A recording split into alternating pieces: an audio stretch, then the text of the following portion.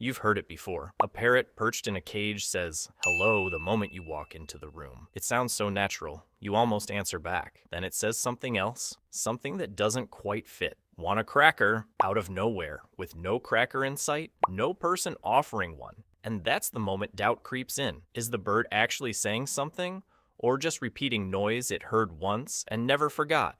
You've probably assumed it's the second one. A biological tape recorder. Sounds go in, sounds come back out, no thought required in between. But the real answer is stranger than that, and a lot more uncomfortable because it forces you to ask what understanding actually means in the first place. Start with the mechanics, because they matter more than you'd think. Humans talk using a larynx, a set of vocal folds sitting at the top of the windpipe, vibrating air as it passes through. Parrots don't have one of those. They have something called a syrinx positioned much lower, right where the windpipe splits into the two lungs. It gives them a level of vocal control most animals simply don't have, fine enough to shape raw air into the sharp consonants and rounded vowels of human speech. Most animals physically cannot do what a parrot does.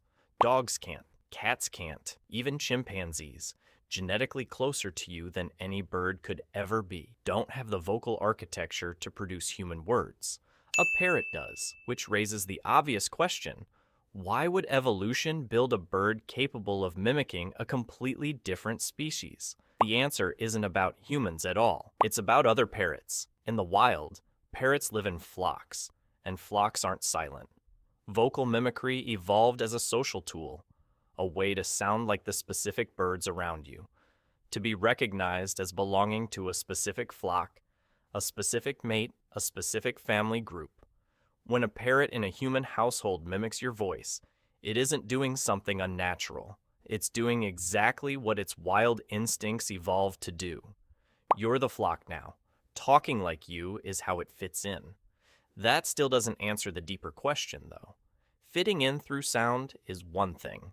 Meaning something by it is another. This is where one bird changes the entire conversation. His name was Alex. Alex was an African gray parrot, studied for over 30 years by an animal cognition researcher who wanted to answer one specific question.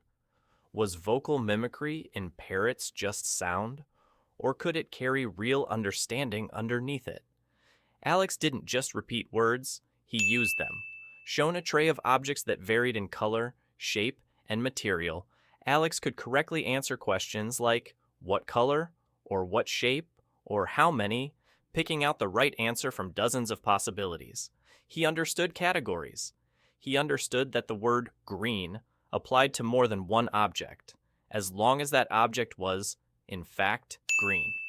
He understood the concept of zero before most human toddlers do.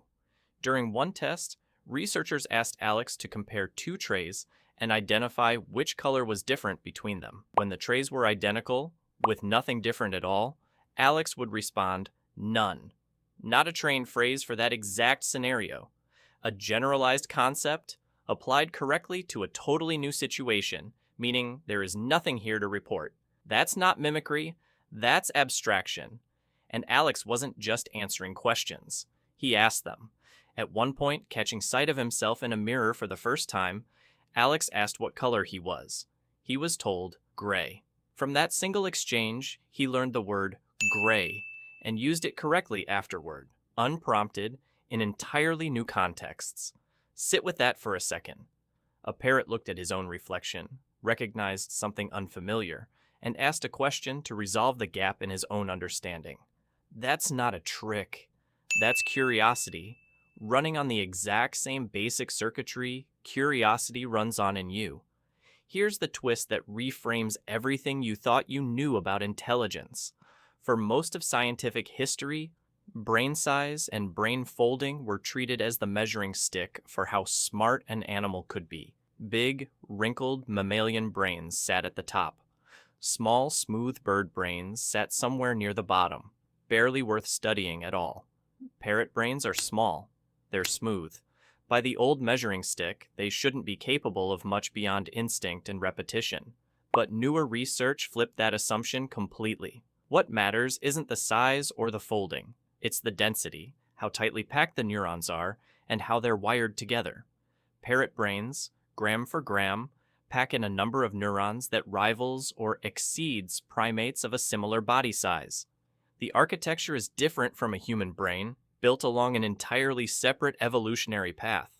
But the raw processing power is very real. Different design, comparable capability. So when Alex died in 2007, the last words he said to his researcher weren't a random string of sounds. He said, "You be good, I love you. See you tomorrow." The same words he said every single night before she left the lab.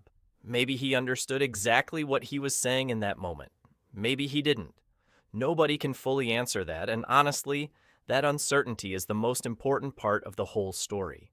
Because here's the mirror this points back at you. How much of what you say every day is really fully understood in the moment you say it?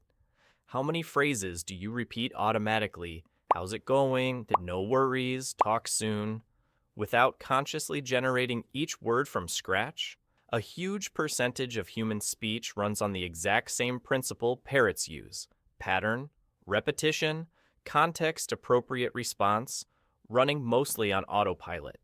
You just assume your autopilot counts as understanding because it's wrapped in a human voice, coming from a human mouth. Maybe understanding was never a single switch, fully on in humans and fully off in everything else.